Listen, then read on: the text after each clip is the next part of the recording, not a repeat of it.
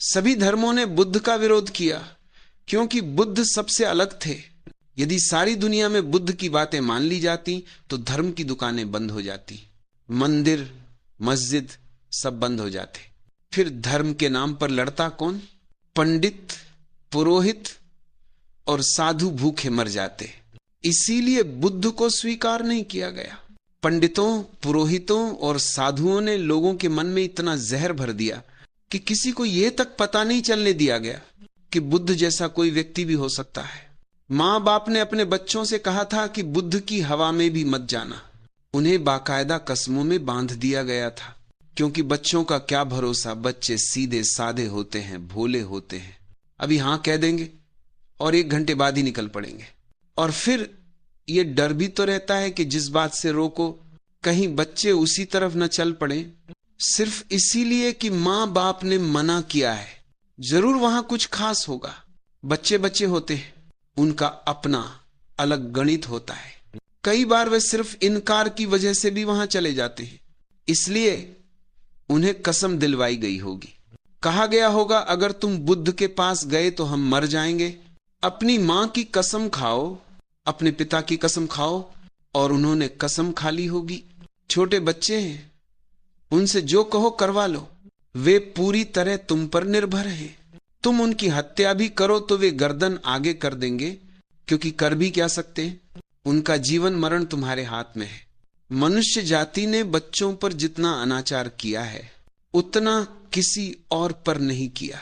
जब इस दुनिया से सारे अनाचार मिट जाएंगे तो जो आखिरी अनाचार बचेगा वो होगा मां बाप के द्वारा बच्चों पर किया गया अनाचार। और वो अनाचार दिखाई भी नहीं देता, क्योंकि हमने प्रेम के नाम पर बहुत बड़ी बकवास खड़ी कर रखी है। हम कहते हैं हम सब कुछ प्रेम के कारण कर रहे हैं। बच्चे को मारो तो प्रेम के कारण, पीटो तो प्रेम के कारण, कुछ सिखाओ तो प्रेम के कारण। इसलिए बच्चा न इनकार कर सकता है न विद्रोह। सबसे पहले गरीबों ने अमीरों के खिलाफ विद्रोह किया। तब किसी ने सोचा भी नहीं था कि एक दिन स्त्रियां पुरुषों के खिलाफ खड़ी होंगी। अब स्त्रियां खड़ी हो चुकी हैं। आज भी कोई सोच नहीं सकता कि एक दिन बेटे बच्चे मां बाप के खिलाफ विद्रोह करेंगे। मैं तुमसे कहता हूं सावधान रहना, वह दिन आने वाला है और बहुत जल्दी आएगा। उसे आना ही पड़ेगा।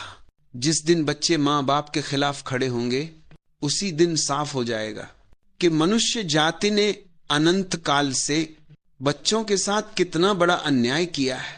मगर यह अनाचार ऐसा है कि भोले भाले बच्चे उसके खिलाफ विद्रोह भी नहीं कर सकते। उन्हें यह भी नहीं पता होता कि क्या सही है और क्या गलत। उनका भरोसा तुम पर इतना गहरा होता है, उनकी श्रद्धा इतनी सरल होती है कि तुम जो चाहो उन पर थोप दो। उन्हें हिंदू बना दो, मुसलमान बना दो, ईसाई बना दो, जो तुम्हें ठीक लगे वही बना दो। क्योंकि बच्चा अभी बहुत कोमल होता है। बच्चा उस मिट्टी की तरह होता है जिसे जैसा चाहो वैसा गढ़ लो। और एक बार वो ढल गया, एक ढांचे में पड़ गया, तो फिर उस ढांचे से बाहर निकालना बहुत कठिन हो जाता है। ढांचा जब मजबूत हो जाता है तब तुम कहते हो अब जाओ, जहां जाना हो जाओ, अब तो तुम्हें पूरी आजादी है। लेकिन तब तक उस ढांचे को तोड़ना लगभग असंभव हो चुका होता है। छोटा पौधा होता है, तब जहां चाहो मोड़ लो, पर जब वही पौधा बड़ा वृक्ष बन जाता है तो उसे मोड़ना बहुत कठिन हो जाता है।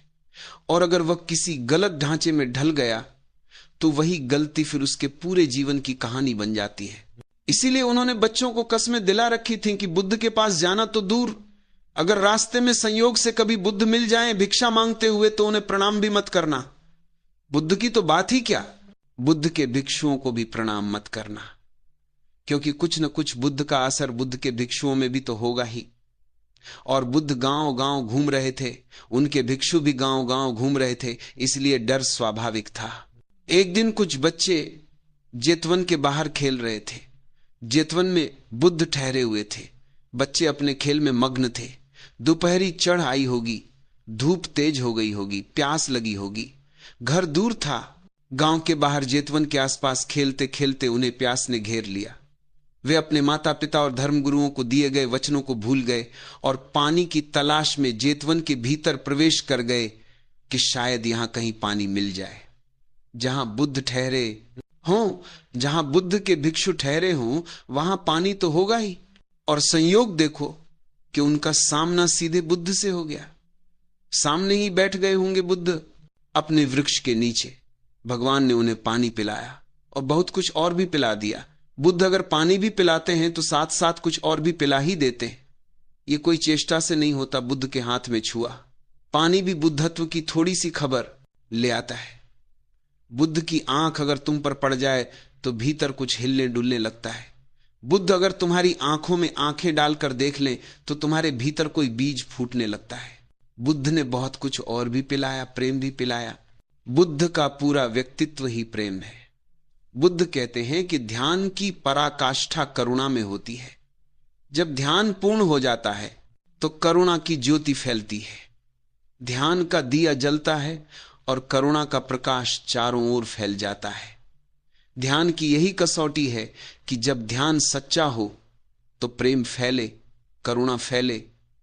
ये छोटे छोटे बच्चे प्यासे होकर आए हैं, उन्हें पानी पिलाया गया, लेकिन उन्हें और भी बहुत कुछ पिलाया गया। उन्हें बुद्धत्व पिलाया गया। बुद्धों के पास जाओ तो बुद्धत्व के सिवा उनके पास देने को कुछ होता ही नहीं। छोटी मोटी चीजें उनके पास नहीं होती। उनके पास तो बस सबसे बड़ी चीज होती है। वे वही दे सकते हैं जो वे स्वयं हैं। प्रेम भी पिलाया गया। ऊपर की प्यास तो बुझी और भीतर की प्यास जाग उठी। जीसस के जीवन में भी ऐसा ही एक प्रसंग है। जीसस अपने गांव जा रहे थे। राजधानी से लौटते हुए रास्ते में एक कुएं पर ठहरे। उन्हें प्यास लगी थी। कुएं पर पानी भरती एक स्त्री से उन्होंने कहा, मुझे पानी पिला दो, मैं प्यासा हूं। उस स्त्री ने उन्हें देखा और कहा, आप ध्यान रखें, मैं नीच जाति की हूं, आप मेरे हाथ का पानी पिएंगे। जीसस ने कहा, कौन नीच, कौन ऊंचा? तू मुझे पिला, मैं तुझे पिलाऊंगा। स्त्री बोली, मैं समझी नहीं, आप क्या कह रहे हैं? ये क्या कह रहे हैं कि तू मुझे पिला, मैं तुझे पिलाऊंगा? जीसस ने कहा, हां, तू जो पानी पिलाती है उससे थोड़ी देर की प्यास बुझती है, और मैं तुझे जो पानी पिलाऊंगा उससे सदा सदा की प्यास बुझ जाती है। बुद्ध और जीसस दोनों तुम्हारे भीतर एक नई प्यास जगा देते हैं, फिर उसी प्यास को बुझाने का मार्ग भी दिखा देते हैं। वह नई प्यास होती है, कैसे हम उस जीवन को जानें जो शाश्वत हो, कैसे हम इस क्षणभंगुर संसार से मुक्त हों, कैसे इस समय की कैद से छुटकारा पाए, कैसे हम क्षुद्र से ऊपर उठें और विराट में हमारे पंख खुले। पहले वे प्यास जगाते हैं, क्योंकि प्यास जगे तो यात्रा शुरू होती है। प्यास हो तो पानी की तलाश शुरू होती है, और एक बार तलाश शुरू हो जाए तो पानी सदा से मौजूद होता है, बहुत पास, बहुत निकट। सरोवर भरा होता है, तुम चूकते रहे क्योंकि तुम्हारे भीतर प्यास ही नहीं थी।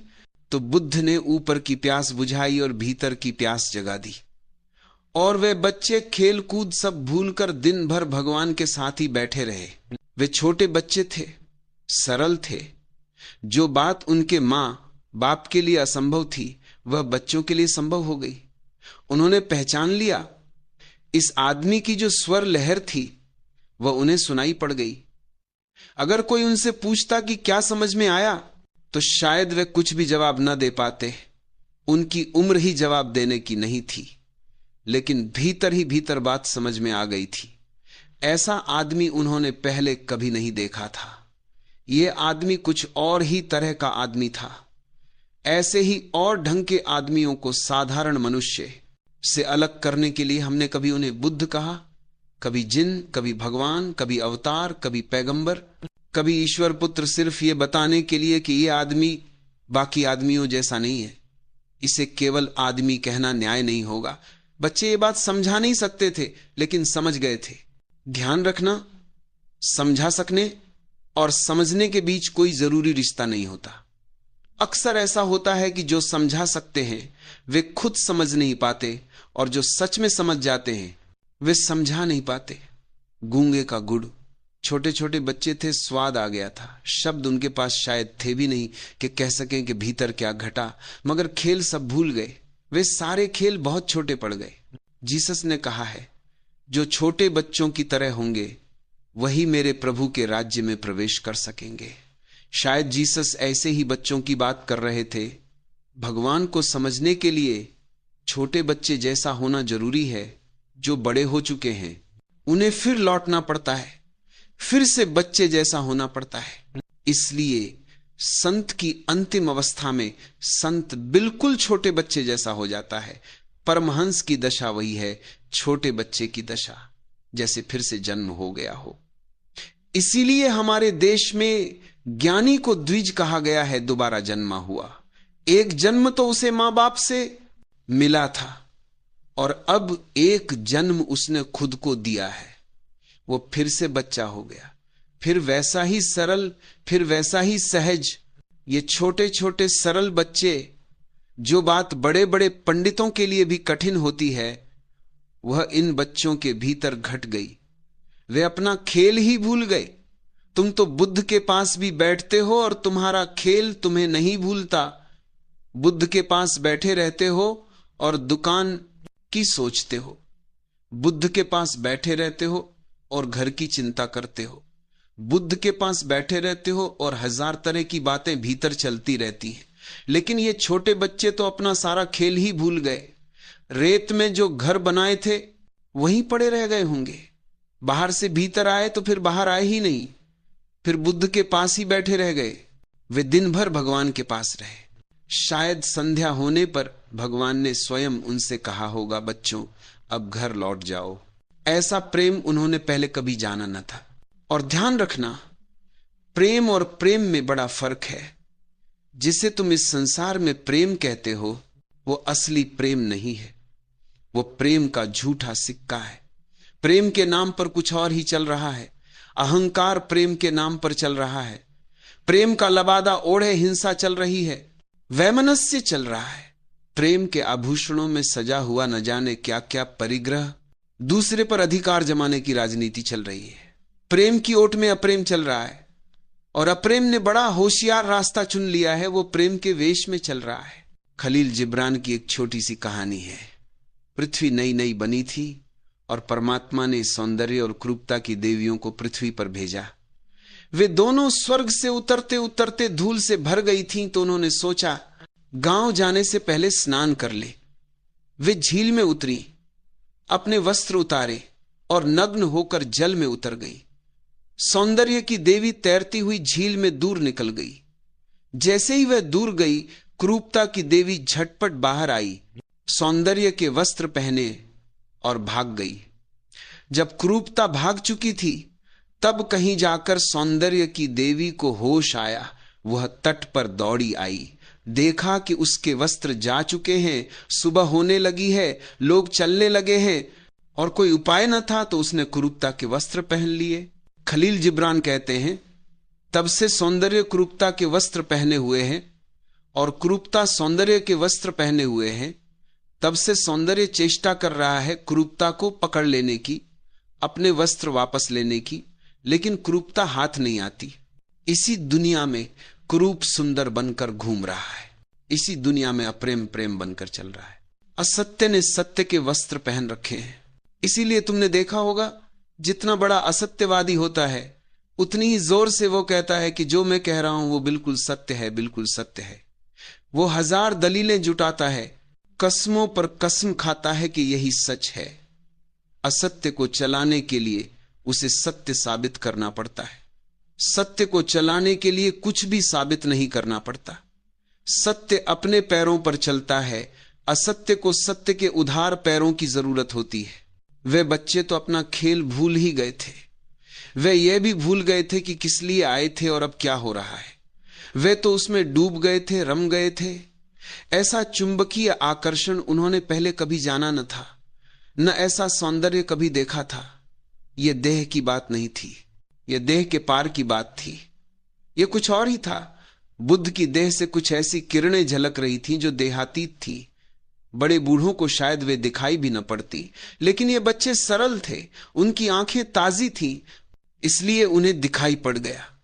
बुद्धों को जानने और पहचानने के लिए बच्चों जैसी सरलता ही चाहिए। न उन्होंने ऐसा प्रसाद कभी देखा था, न ऐसी शांति, न ऐसा आनंद, न ऐसा अपूर्व उत्सव, वे भगवान में ही डूब गए। वह अलौकिक रस, वह दिव्य रंग उन सरल हृदय बच्चों को लग गया। फिर वे रोज आने लगे, फिर हर बहाने से आने लगे। कोई भी अवसर मिलता भागते और जेतवन पहुंच जाते। भगवान के पास आते आते वे धीरे धीरे ध्यान में भी बैठने लगे। और होगा भी क्या, भगवान के पास जाओगे तो ध्यान में बैठना ही पड़ेगा।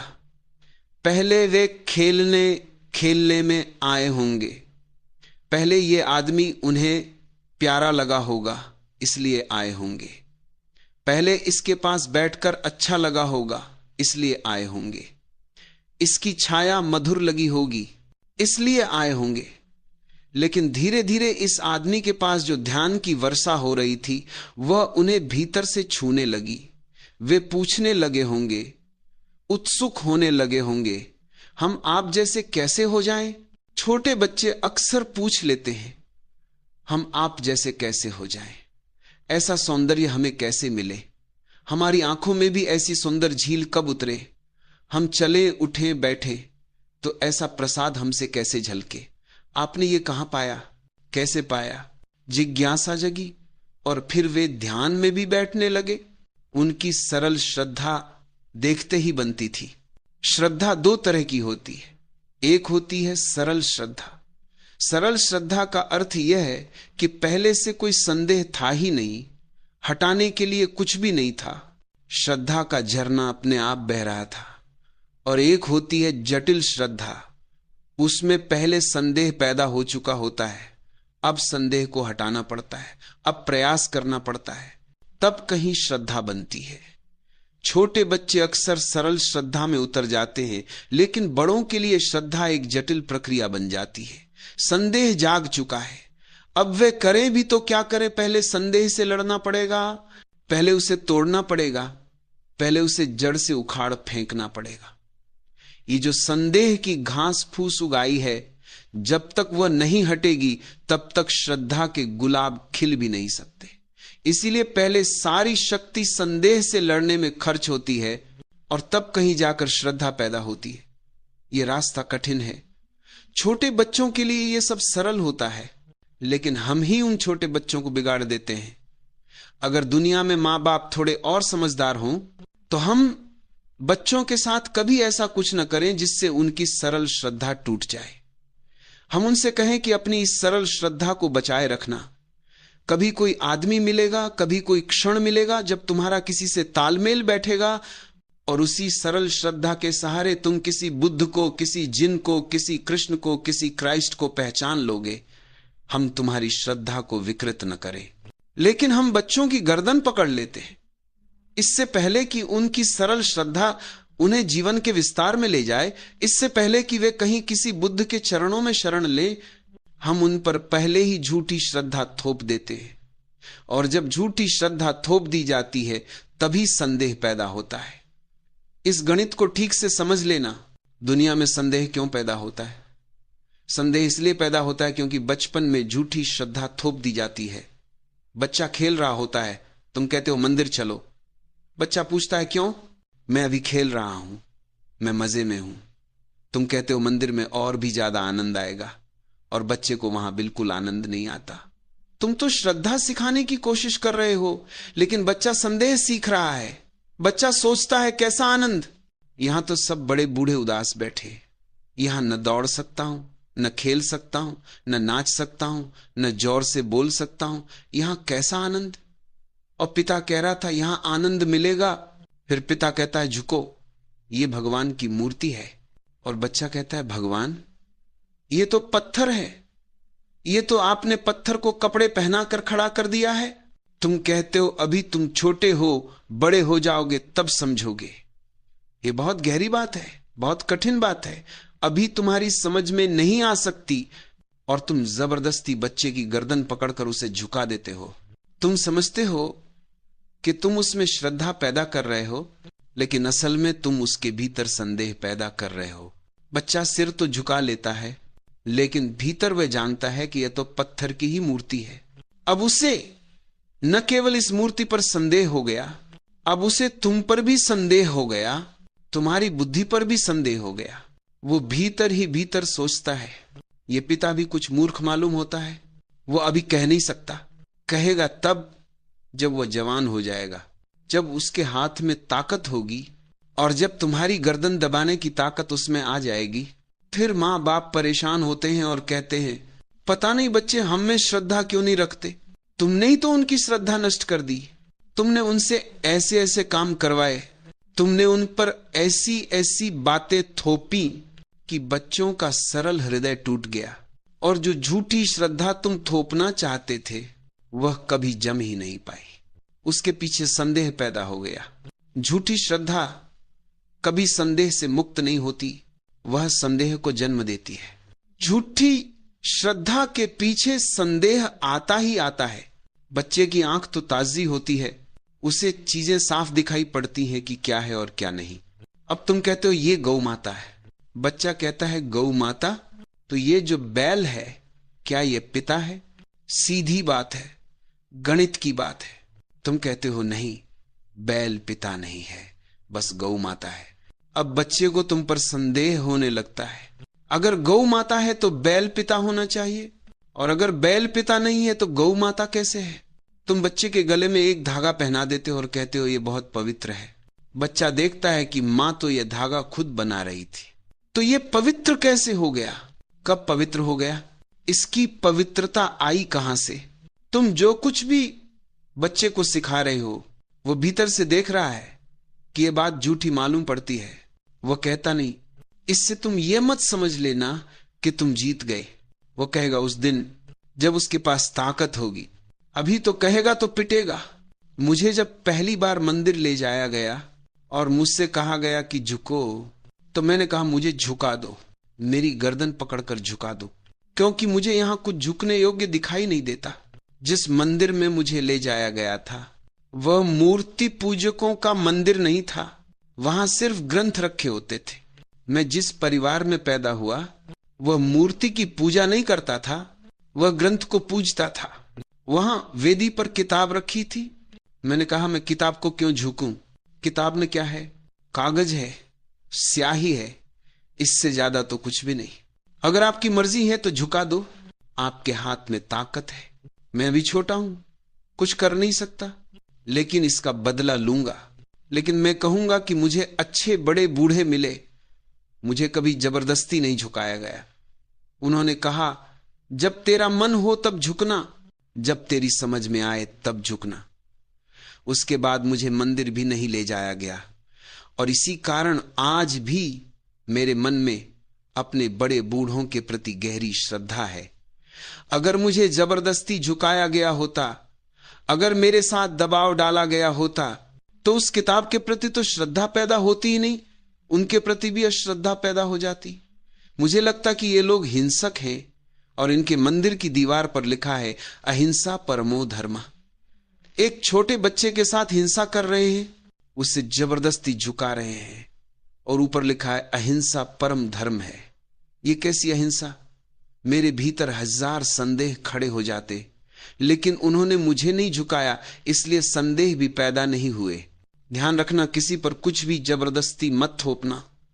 थोपने का ही प्रतिकार है संदेह, और एक बार संदेह उठ गया तो बड़ी अड़चन खड़ी हो जाती है। जब संदेह मजबूत हो जाता है तब तुम बुद्ध के पास भी जाओगे तो भी संदेह उठेगा।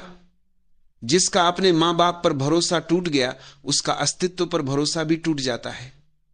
फिर वह किसी पर भरोसा नहीं कर पाता। वह कहता है जब अपने मां बाप ही धोखा दे गए।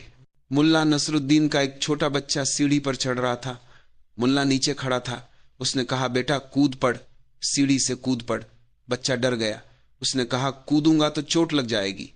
मुल्ला ने कहा मैं तेरा पिता हूं, यहीं खड़ा हूं पकड़ने के लिए, डरता क्यों है? बाप पर भरोसा करके बच्चा कूद गया और मुल्ला हट गया। भड़ाम से बच्चा नीचे गिरा, दोनों घुटने छिल गए। वह रोने लगा और बोला पिताजी ये क्या किया आपने? आपने मुझे धोखा दिया। मुल्ला बोला हां, ये एक पाठ था। दुनिया में ध्यान रखना, किसी की मत मानना, अपने बाप की भी मत मानना। दुनिया बड़ी धोखेबाज है। मैं तेरा बाप हूं, मेरी भी कभी मत मानना। इसीलिए हट गया। यह तुझे एक सबक देने के लिए किया, लेकिन इस तरह के पाठ अंततः मनुष्य के मन में संदेह को और गहरा करते चले जाते हैं। और जिस मनुष्य के भीतर अपने मां बाप के प्रति संदेह पैदा हो गया, उसकी फिर किसी पर भी श्रद्धा नहीं रह जाती। जो सबसे निकट थे, जो अपने थे, जिनसे हम पैदा हुए थे, वे भी धोखेबाज सिद्ध हुए। उन्होंने भी ऐसी बातें कही जो सच नहीं थीं, जो आगे चलकर हमारे जीवन में झूठ साबित हो गईं। और फिर भी वे बातें कही गई थीं। मां बाप ने भी झूठ कहा था। अगर मां बाप उतना ही कहे जितना वे जानते हैं, एक शब्द भी उससे अधिक न कहे, और बच्चों को मुक्त रखें और उनकी सरल श्रद्धा को न तोड़े, तो ये पूरी दुनिया धार्मिक हो सकती है। ये दुनिया नास्तिकों के कारण अधार्मिक नहीं हुई है। याद रखना, ये तुम्हारे थोथे आस्तिकों के कारण अधार्मिक हुई है। भगवान ने न उन्हें कुछ बताया, न उन्हें कोई सिद्धांत सिखाए। फर्क समझो। उन्होंने ये भी नहीं कहा कि दुनिया भगवान ने बनाई है, कि तुम्हारे भीतर आत्मा है और न जाने क्या क्या। उन्होंने तो अपनी जीवन ऊर्जा उन बच्चों पर बरसाई जो उनके पास था, वही बच्चों को पिला दिया, ध्यान दिया। ध्यान रखना, सिद्धांत मत देना, ध्यान देना। यह मत कहना कि भगवान है। यह कहना कि शांत बैठने से धीरे धीरे तुम्हें पता चलेगा कि क्या है और क्या नहीं। निर्विचार होने से पता चलेगा कि सत्य क्या है। विचार मत देना, निर्विचार देना। ध्यान देना, सिद्धांत मत देना। ध्यान दिया तो धर्म दिया, सिद्धांत दिया तो अधर्म दे दिया। शास्त्र मत देना, शब्द मत देना, निःशब्द होने की क्षमता देना, प्रेम देना। अगर तुम किसी बच्चे को दो ही चीजें दे सको, ध्यान और प्रेम, तो समझ लेना कि तुमने अपना कर्तव्य पूरा कर दिया। तुमने उस बच्चे के जीवन की आधारशिला रख दी। उसके जीवन में मंदिर बनेगा, बड़ा मंदिर बनेगा। उसके जीवन के शिखर आकाश को छुएंगे। उसके स्वर्ण शिखर सूरज की रोशनी में चमकेंगे और चांद तारों से बात करेंगे। उन बच्चों की सरल श्रद्धा देखते ही बनती थी। फिर उनके मां बाप को इसकी खबर लगी। मां बाप बहुत क्रुद्ध हुए, लेकिन तब तक देर हो चुकी थी। बुद्ध का स्वाद लग चुका था। बहुत सिर मारा गया। उनके पंडित पुरोहितों ने बच्चों को समझाया, डांटा डपटा, भय लोभ, साम दाम, दंड भेद, सब कुछ उन छोटे बच्चों पर आजमाया गया। लेकिन जो छाप बुद्ध की पड़ चुकी थी, वह पड़ चुकी थी। उन्होंने एक अनोखा आदमी देख लिया था। अब ये पंडित सब फीके लगते थे। उन्होंने एक जीवंत ज्योति देख ली थी। अब ये पुरोहित राख जैसे लगते थे। अब उन्हें धोखा नहीं दिया जा सकता था। उन्होंने अनुभव कर लिया था कि इस आदमी के पास एक नई ऊर्जा है। अब मां बाप की सारी बातें उन्हें व्यर्थ लगती थी। जब तक उन्होंने देखा नहीं था, तब तक कसम खाने में कोई अड़चन नहीं थी कि नहीं जाएंगे। जिसे देखा नहीं था, उसके पास न जाने की कसम खाना आसान था। लेकिन अब देख लिया था, अब बहुत देर हो चुकी थी। फिर तो वे मां बाप इतने पगला गए, इतने विक्षिप्त हो गए कि अंततः उन्होंने यही तय कर लिया कि ऐसे बच्चों को घर में नहीं रखेंगे, इन्हें बुद्ध को ही दे देंगे। संभालो इन्हें, तुम ही ये अब हमारे नहीं रहे, हम इनसे संबंध तोड़ते हैं। ऐसा सोचकर वे इन बच्चों को त्याग देने के इरादे से बुद्ध के पास गए, लेकिन वही जाना उनके जीवन में ज्योति जला गया। कभी कभी ऐसा होता है, तुम गलत कारणों से बुद्धों के पास जाते हो, फिर भी ठीक घट जाता है, और तुम ठीक कारणों से भी पुरोहितों के पास जाओ तो भी कुछ ठीक नहीं घटता, और तुम गलत कारणों से भी बुद्धों के पास चले जाओ तो कभी कभी सब कुछ ठीक घट जाता है। कभी अनायास कोई झरोखा खुल जाता है। आखिर इन मां बाप के भीतर भी इतना विचार तो उठा ही होगा। हमने इन बच्चों को पैदा किया, हमने इन्हें पाला पोसा, हमारी नहीं सुनते। आखिर इस बुद्ध ने क्या दे दिया होगा? इस आदमी के पास ऐसा क्या है? हमारे पंडित की नहीं सुनते, जो शास्त्रों का ज्ञाता है, वेद जिसे कंठस्थ है। हमारे धर्मगुरु की नहीं सुनते, जो इतना अच्छा वक्ता है, इतनी सुंदर व्याख्या करता है, जिसकी सलाह से बेहतर सलाह क्या हो सकती है? आखिर इस बुद्ध में ऐसा क्या है? हमने इन्हें मारा, पीटा, लोभ दिया, कुछ भी असर नहीं हुआ। हो न हो, कुछ बात तो है।